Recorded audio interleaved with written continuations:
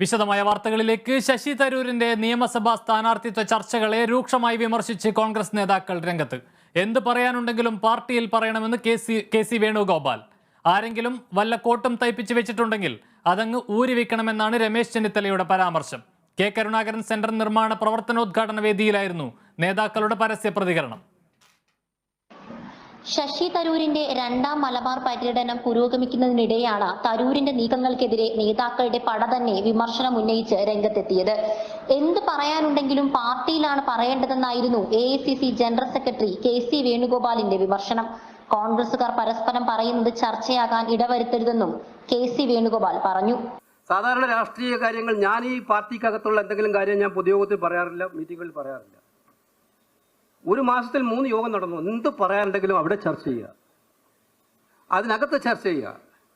ചർച്ചയ്ക്ക് സ്വാതന്ത്ര്യമുള്ളത് ഏറ്റവും കൂടുതൽ ജനാധിപത്യത്തിൽ നമ്മുടെ പാർട്ടിയല്ലേ വേറെ ഏത് പാർട്ടിയുള്ളത്.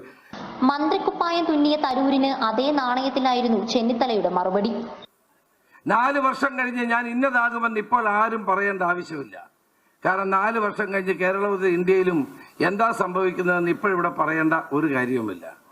അതുകൊണ്ട് ആര് കോട്ട് തയ്പ്പ് വെച്ചിട്ടുണ്ടെങ്കിൽ തൽക്കാലം ആ കോട്ടുകളൊക്കെ നൂരി വെച്ച് ഈ പാർലമെന്റ് തെരഞ്ഞെടുപ്പിൽ ഒന്ന് വിജയിപ്പിക്കാൻ വേണ്ടി എല്ലാവരും രംഗത്തിറങ്ങണമെന്നുള്ള അഭ്യർത്ഥനയാണ് എനിക്കുള്ളത്. 4 വർഷം കഴിഞ്ഞ് ആര് എന്താകുമെന്ന് ഇപ്പോൾ പറയേണ്ടതില്ലെന്ന് രമേശ് ചെന്നിത്തല പറഞ്ഞു.